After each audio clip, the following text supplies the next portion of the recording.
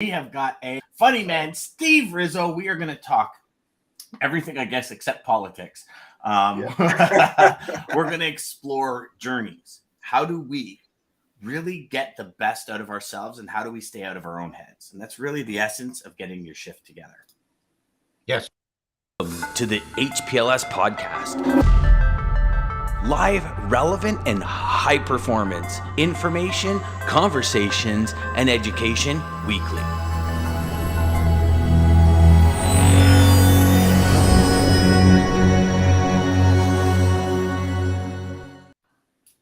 Good morning, and Lisa takes the show again. Good morning, everybody. Lisa. Good morning, Jeff. Good morning, Daman. So first off, we apologize. I know we had set up an event for this, so if you had registered for the event on any of the socials and we're streaming from a different channel, hopefully y'all see that. Hopefully you've seen it popped up. I did get the notification on my end. It looks like it showed both of us live on LinkedIn. So yeah, if they just see that it popped up live, they should. Well, you know, it's funny. See, you got all these, when life throws you a curveball, right? It's like you got to get that mitt in the right location. So we've had, Steve, we've had a few issues over the last week or so with Restream. I mean, one day it just decides it doesn't want to stream to a certain network, and then the other day. And so we had a little bit of an issue this morning getting Steve in, because all of a sudden Restream was asking for all these things that they don't normally ask for. And so I just said, you know what, screw it. We'll just put it on a regular thing, and we'll just keep moving forward to get this message out. So Steve, welcome. You know, I got to give y'all a little bit of history about Steve and I. So we just actually realized that it was probably been since 2012 that we actually sat down together. Steve wrote a book called Get Your Shift Together. Such a good book. If y'all have not read that book, you need to go and get it, because you know what? So many of us don't have our shit together, and we think we do.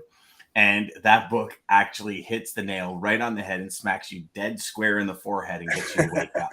And so we're going to talk a little bit about that today. And we're going to talk about Steve's new book, My Conversations with Bob. And we're just going to talk in general, banter back and forth about how do we get ahead? You know, what do we have to do internally in order for things to happen externally? So Steve, thanks for being here, brother. Really excited for this, my man. It's my pleasure. I'm glad you asked me. I'm glad we're finally to work this out. Yeah. Hey, with every adversity comes an equal or greater benefit, brother. And I got to tell you, my motivational skills were going out the window there for a minute. I was just like, asking for a password, and we don't have a password. How can I give you something I don't have? And I'm talking to my laptop, going, "What the hell's going on here?" I hear that. But we're here now, so that's important. So here's actually. If you can, it's an old story we talked about, but I think it's a great starting point.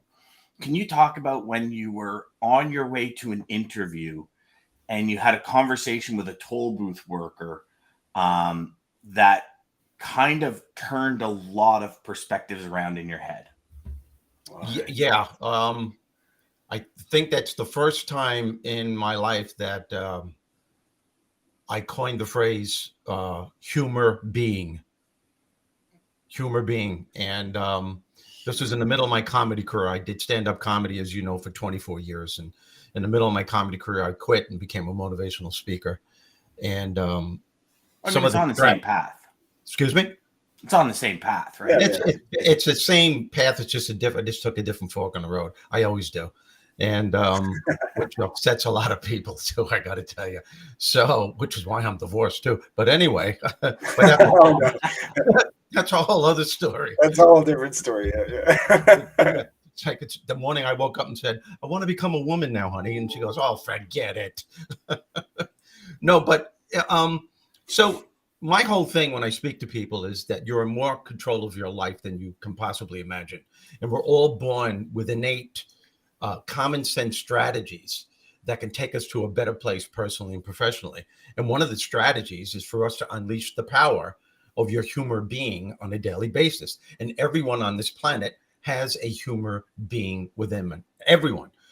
Your humor being is of your higher nature. It's a part of you that brings out the best in you when times get really tough. What your humor being can give you more than anything else is peace of mind and emotional stability. And now I'll get to the story about the toll booth. This is when I realized how powerful my humor being was. It was in the middle of my comedy career. And I was in New York City and I had a rental car that kept breaking down and stalling out and then starting again. The air conditioning isn't working. It's 98 degrees. I'm in the middle of Manhattan. I don't know if you've ever driven in New York City, but it could be very intimidating. And as this car is stalling out and I'm sweating and New Yorkers are beeping their horns and cursing at me, what made it worse is that I'm already 20 minutes late for a very important audition. Now I'm feeling this massive snowball of negativity building up. And I'm like, oh man, what else could possibly happen? And don't ever ask that question.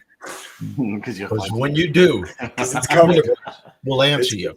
So I pull up to this toll booth to go into a part of Manhattan. And I go to pay the guy, and I realized I left my wallet at the rental place. And I don't know what possessed me. I thought I was going to snap. I looked at the guy in the toll booth and I said, I'll have a couple of burgers, 2 fries, and get something for yourself there, Sparky. Now, without missing a beat, this guy looks at me with a typical New York grin, and he looks at me and he goes, would you like me to supersize those fries, my friend? And I just started laughing.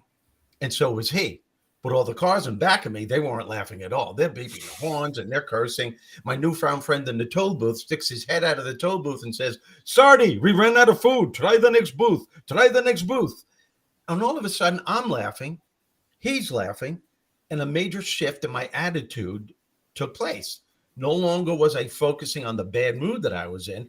My mind shifted and I was thinking about something ridiculous that was now occurring. See, because your brain can only focus on one thing at a time. So right now my brain is laughing. But the coolest thing, after we had this little banter together, the guy let me go without paying. I mean, he looked at me and he said, listen, you're having a tough day right now. I can see what you're going through. Don't worry about it. This toll is on me. I got you back. And he said, and thank you. I said, what are you thanking me for? I said, you're letting me go without paying. He goes, but you need to understand, I'm really new at this job. This is only my 2nd day. And believe me when I tell you, I really needed to laugh today. And I went, so did I. But here's my point. I drove away from that toll booth in a totally different state of mind.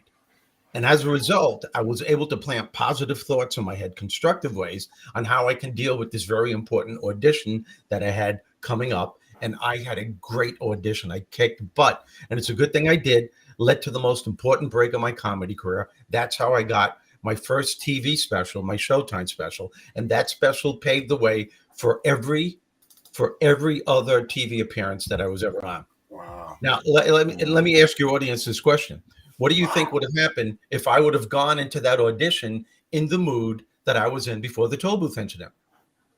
I wouldn't have had a chance. Not in the mood that I was in. And I realized it's only when I started laughing was I able to think positive. Now, why is that? Here's the psychology behind this. When you start laughing in the midst of a stressful situation like that, your brain is no longer focusing on the stressful situation. Your brain is now somewhere else laughing at something ridiculous that you just did. Your brain is totally in a totally different realm. And that's the first time in my life that I realized that my humor being came to the rescue and turned that stressful situation into the ultimate success story.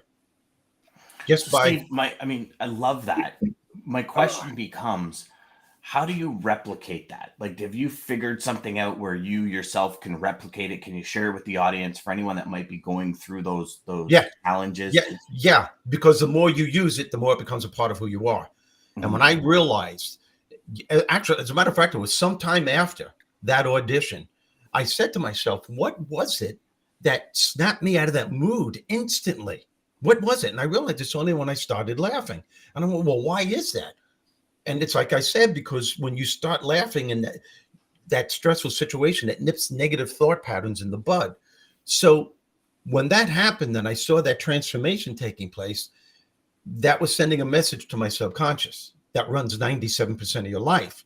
So the next time I'm in a stressful situation, I automatically recall that, wow, my ability to laugh in that stressful situation helped me to cope with it. And it led to something fantastic. Let me do it again and see what happens.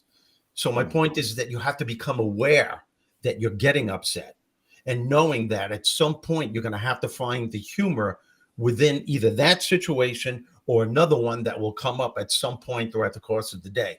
See, Dan, most people hold on to their bad moods.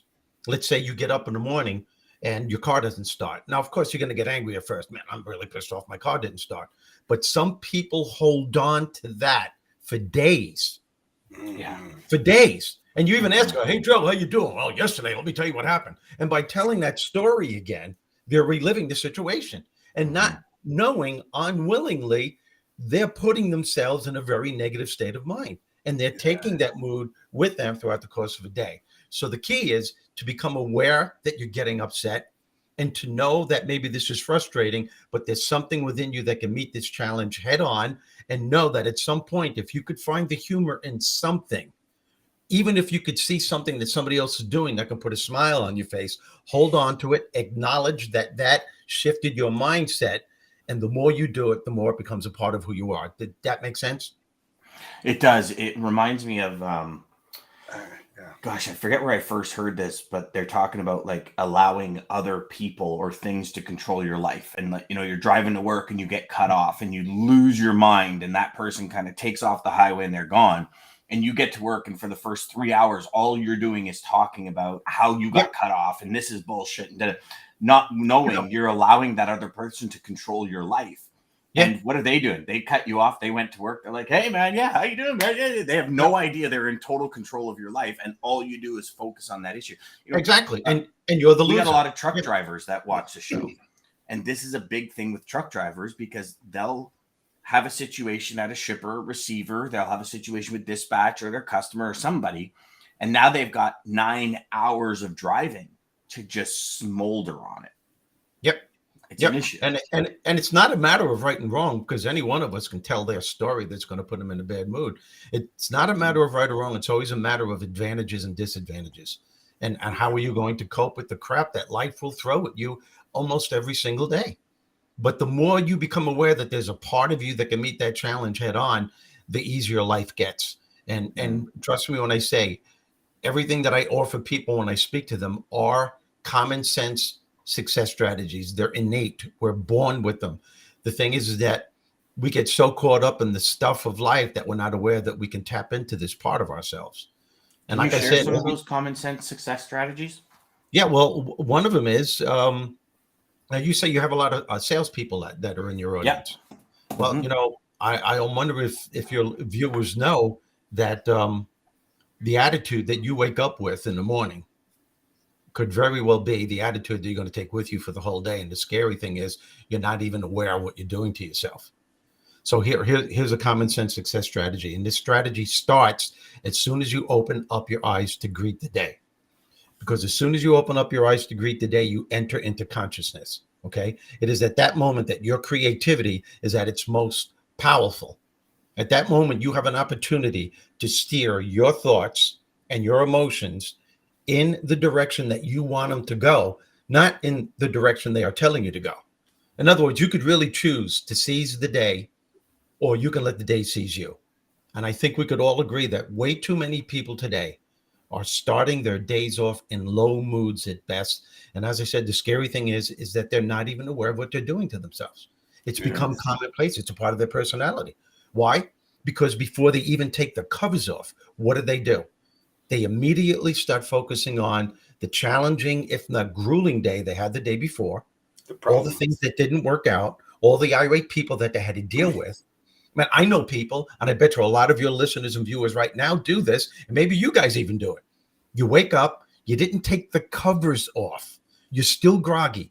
You just started thinking about the crap you had to deal with the day before. Then you reach over to your nightstand, you grab your iPhone or some other apparatus, and you start looking at all of the messages that you think need to be answered before you even leave the house. That is absolutely insane.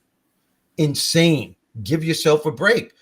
Now that you've compounded the problem from thinking of the stuff that didn't work the day before, now you're looking at all the messages that need to be answered. You didn't even take the covers off, and you're wondering why you're feeling all out of sorts, even after 3 cups of coffee.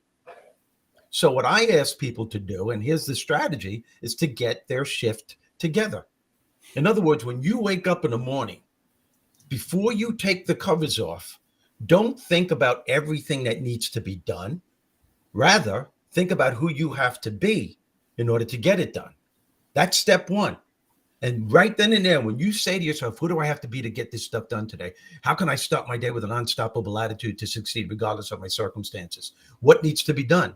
That's when you immediately, again, before you take the covers off, you shift your focus and your way of thinking, not to what isn't working in your life, but to what is working, to the things that lift your spirits, to the things that bring you joy, to the things that can elevate something within you to make you gradually feel better. What I'm asking people to do, and this takes 30 seconds to a minute before you take the covers off, is to formulate, to create an attitude of gratitude. And I don't care who or what it is. Maybe you're thinking of the person lying next to you. Maybe you're thinking of your children, your grandchildren. Maybe you're thinking of the dog lying by the side of the bed. Maybe it's a particular goal that you achieved. Maybe you're having friends over for a Saturday dinner or for a sporting event on a Sunday. It doesn't matter who or what it is. Everyone could find something that they are grateful for in their life, and that they could elevate their spirit before they start their day and take it with them throughout the day. Notice the difference. Now, why do I want people to do that? Because an attitude of gratitude simply makes you feel good. And that's what our lives are all about. It simply makes you feel good. And feeling good is the fuel that drives motivation and inspiration. Think about it. It is absolutely impossible to stay motivated throughout the day if you are harboring negative emotions or if you have a bad attitude during the process. The number one reason why people consistently fail in business, especially in sales, it's not because of the challenge within itself, and it's not because they're not smart enough. It's because somewhere along the way, positive momentum ceases. And the reason why positive momentum ceases is because the individual is focusing all of their energy on what isn't working and all the things that need to be done in order for them to get it to work, not leaving any room at all in that brain of theirs for positive or optimistic thoughts to seep through so that they can deal maybe even with the next challenge that will inevitably follow. It's a simple strategy. The more you do it, the more it becomes a part of who you are. That's powerful. That's powerful. Yes, that now, is. as a quick shift, and then we got some comments to get to, but we're going to get to the lane of the day.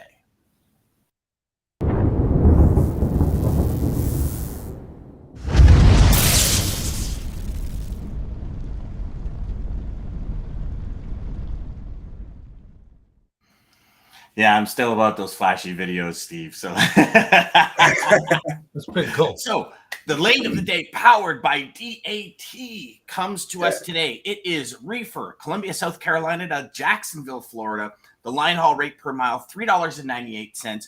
With fuel, $4.79. Contract rate, including fuel, $4.95.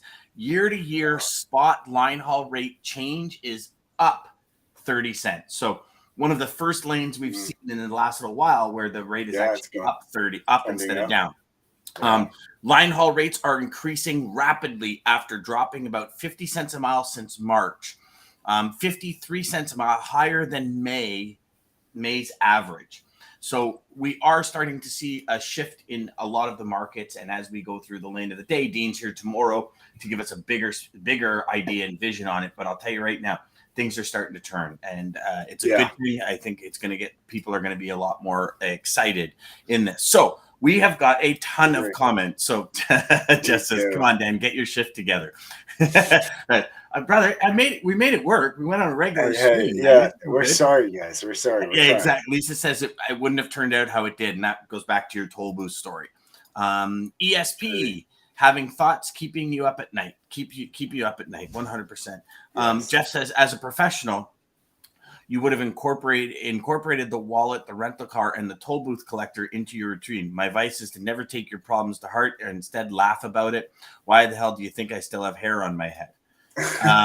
Yeah, I mean, I laugh about it, but and Steve laughs about it. Well, I don't. That's because I laughed so hard the hair came out. So. Yeah, the hair came out. Me too, Steve. Me too, Steve. I mean, I'm not as follicle challenged as you two, but I still, I got a 7 head instead of a 5 forehead. We have the power to choose our state of mind, gratitude. Grateful right when I wake up. Absolutely, Lisa. Jeff says that's what I do, Steve. I smile, laugh, and tell myself it's going to be a great day. I'm always positive no matter what. Ask DJ and Dan. And that I concur. He is. And Lisa says yoga with sales chatter. Lisa wakes up every morning and does yoga with for gratitude. That's the way to start the day. Absolutely. And Daman says, elevate your spirit. I like that deeper level of connecting with it yourself in the morning to set your day. Thanks for sharing that tip, Steve. Thank you. And I think that's the key, right? Is, you often hear people say, well, you woke up on the wrong side of the bed, right? And you're just cranky and it just turns you off. I love that. So Steve, building off of that, what would be your second thing that you would share? To know, well, the most important lesson I've ever learned in my entire life, which is that you really do become what you think about day in and day out. Oh, yes. That's what truly successful, happy, optimistic people know about life. That the thoughts that they have about any challenge in their life will ultimately determine the quality of success and happiness they're going to have in regards to that specific challenge. There's a process here. Contrary to what most people may think, it's really not the situation, the event, or the circumstance that takes place in our lives that will determine how successful and how happy we're going to be. It's really how we think about these things. See, because your thoughts have the incredible power to either minimize or maximize the effect that any challenge has in your life. And it's not your thoughts within themselves that gives them great power. It's what your thoughts create is what gives them great power. You see, your thoughts create the beliefs that you have about any challenge. Your thoughts create your beliefs. As a matter of fact, the beliefs that you have about anything in your life, be it race, religion, sex, the economy, the environment, the beliefs you have about politics, the beliefs you have about your neighborhood, the beliefs you have about your family, the people that you work with or work for, the beliefs you formulated about me in this short time that I've been here are formulated over a period of time through a consistent way of thinking. Your thoughts create your beliefs. There are no ifs, ands, or buts about that. The more you think a certain way, the more you will solidify a certain belief. And here's where it starts getting intense, because your beliefs write the story of your life. Now, those thoughts and those beliefs will create the way that you feel on any given day.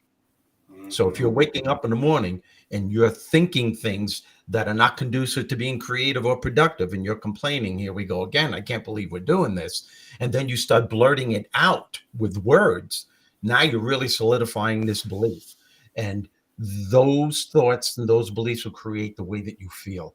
Now, the way that you feel on any given day, by the way, this is what separates those who succeed from those who fail. Because the way that you feel on any given day will formulate the attitude that you have. So those thoughts will continue solidifying that belief system that will cause you to feel maybe even emotionally distraught. That will give you an attitude which is not conducive to being creative or productive. And all of this put together, this cycle will eventually lead to a particular action that you take. The actions that you take always lead you to an outcome.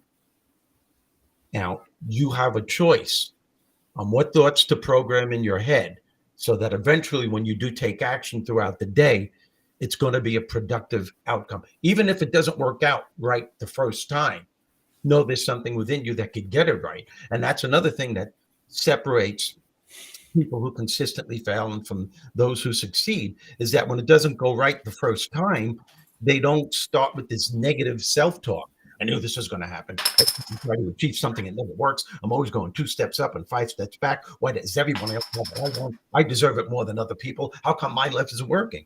See, some people call this negative self-talk. I call it self-curse talk, because you're casting a spell on your life. Those are creating or solidifying an already negative belief system, causing you to feel like crap. Now you have a bad attitude. Now with all that, you're taking actions, and that's going to lead to an outcome, and you're compounding a problem. As human beings, we have a tendency to make challenging situations worse than what they have to be, all because of our thought process. And it's up to you to create the thoughts that you need to get you where you need to go. So, Steve, how would one then, you know, negative thoughts are probably one of the most challenging things ever. I mean, I'm a very positive person. The most challenging thing ever. Yeah, yeah. And consistently, I'm saying, why would I think like that? Why would I think like that? Why would I think like that? You got to think about it, though. I mean, we're human. Our brain, if we get rid of all the baby world that we live in today and we trace it back to what humans had to deal with, our brain told us, be careful. There might be a wildebeest over there. Run. And that's all it's telling us. So it's constantly just our brain is trying to protect us, but it's protecting us by always going to the negative outcome first to really. Well, you nailed it, DJ. That's exactly right. Because we're born, it's part of the human condition to think from a fear-based mindset. Yeah. But we have evolved, and most of us have realized there's a higher part of ourselves that we can connect with. You can either connect with the higher part of yourself, or you can connect with the big mouth inside your head. And some people call the big mouth the devil, which is, pretty comparable, because if you listen to it, there will be hell to pay. And you have to, and I think that's another thing, DJ, is that you have to be, the key to setting yourself free from that is being aware of what you're saying to yourself, of what you're thinking. It's the awareness that sets you free. Because as soon as you become aware and you're going, oh my God, I'm doing it again, instantly the negative self-talk stops. And now you have to take a deep breath and say, whoa, where is this going to take me?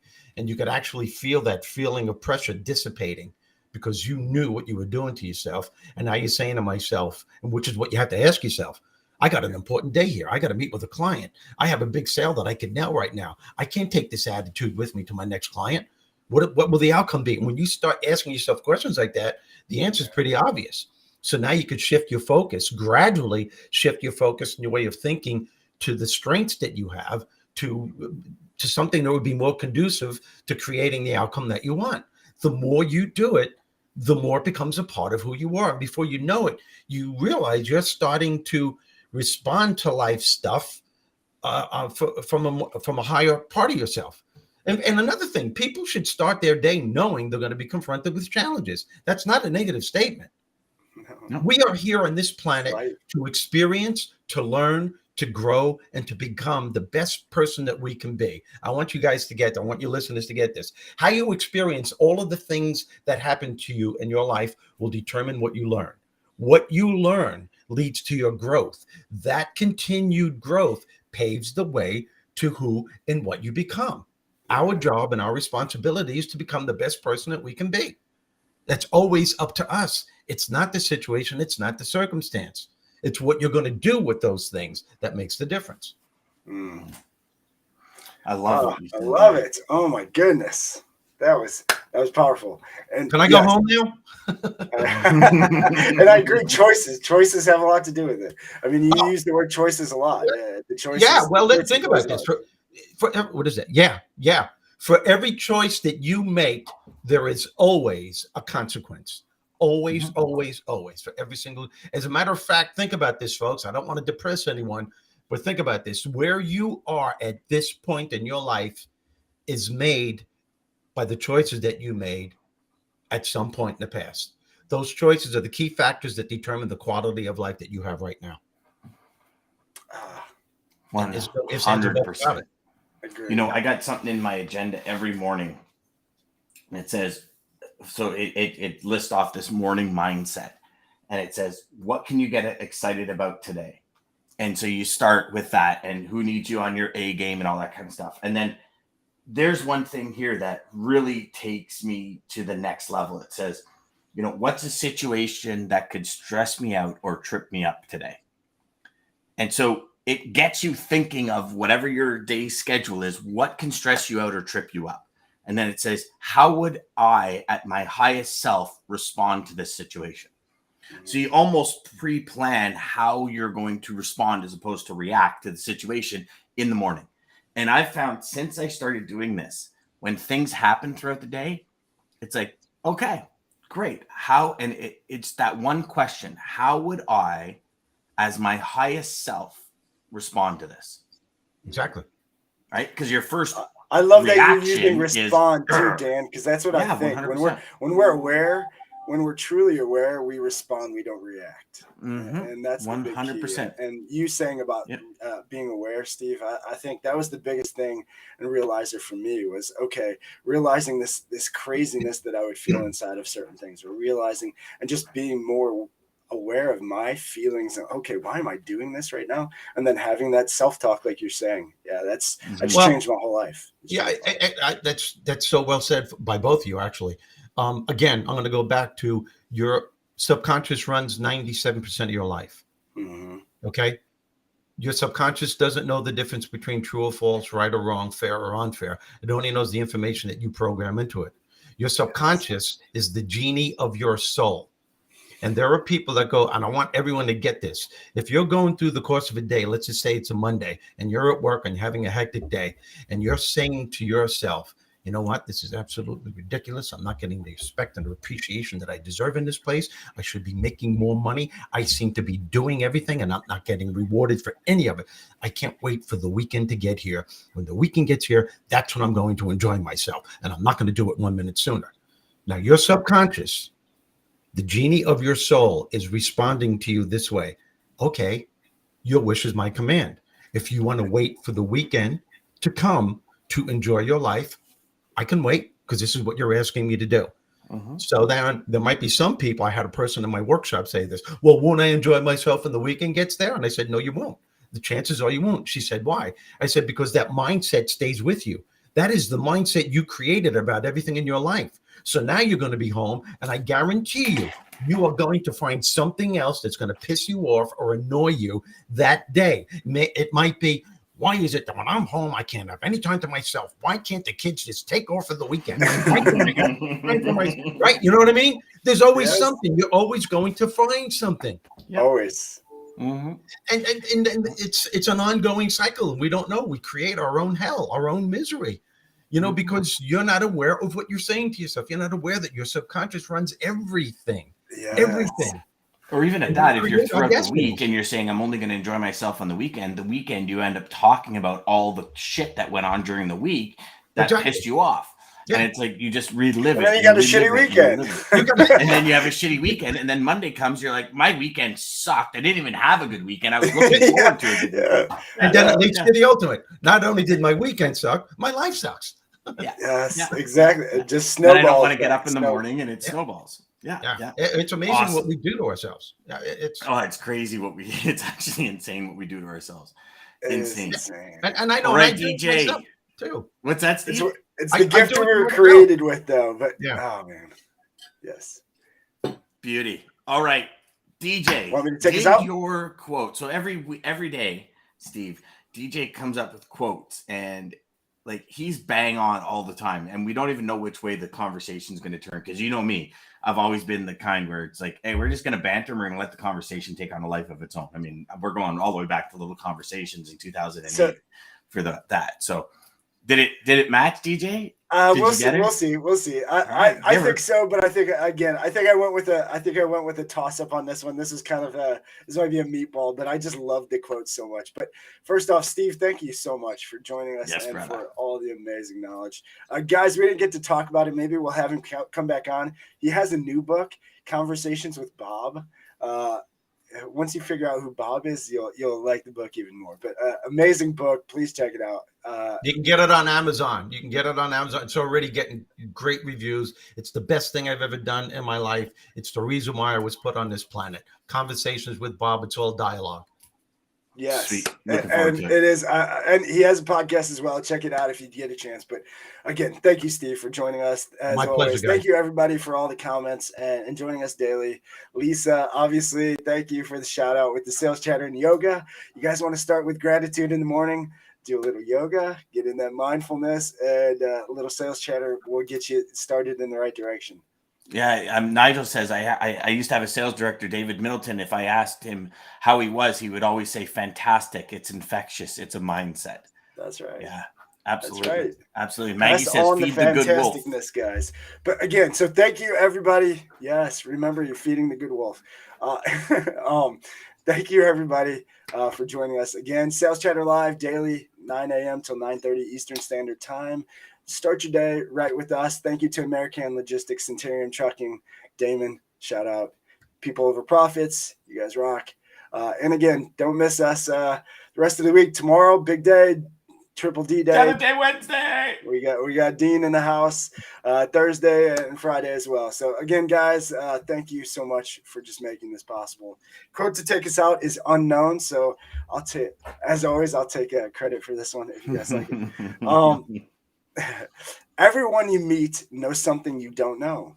Be willing to learn from them. Centurion Trucking, our motto is people before profit. Today's market requires more transparency, consistency, and focus on what our clients need to win. Centurion Trucking and American Logistics are poised to help their clients achieve and surpass their targets. If you're looking for a team that honors your needs, dreams, and aspirations, then get a hold of Daman at American Logistics or Centurion Trucking and start designing